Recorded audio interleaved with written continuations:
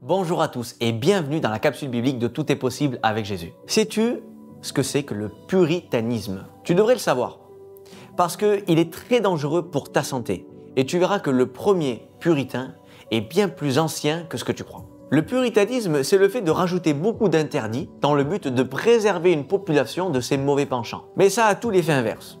Un exemple récent du puritanisme, c'est la prohibition par exemple. Aux États-Unis, les chrétiens puritains ont fait interdire la vente d'alcool au public pour éradiquer les problèmes d'alcoolisme. Alors que l'alcool est autorisé dans la Bible. C'est l'ivrognerie qui est dangereux. Est-ce que tu vois où est le souci? Ils ont voulu être plus purs que la Bible elle-même. Résultat, entre 1920 et 1933, la prohibition va faire décoller le péché, en alimentant le réseau de contrebande, en provoquant l'âge d'or de la mafia américaine, en incitant les citoyens à contourner la loi. Et cela va provoquer aussi beaucoup de morts, premièrement à cause des règlements de compte entre gangsters, mais aussi des citoyens qui mouraient à cause de l'alcool mal fait, de façon artisanale. Bref, le puritanisme a été catastrophique et ça a provoqué l'effet inverse. Maintenant, j'ai un scoop pour toi.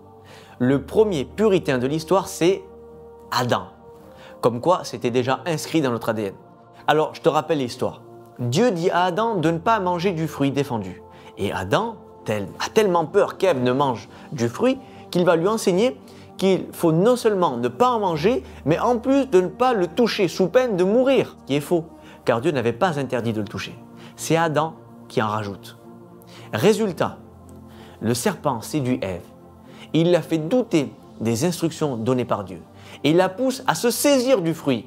Et quand elle le touche, elle s'aperçoit qu'elle ne meurt pas. Donc Adam avait faux.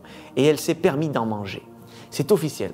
Le péché et la mort sont entrés dans l'humanité à cause du puritanisme.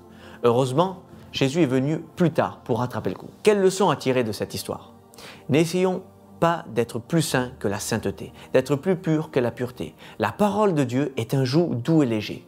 Si Dieu a placé la barre à ce niveau-là, ne la mettons pas plus haute. Faisons confiance au Saint-Esprit et au conseil de Dieu pour mener notre vie de disciples.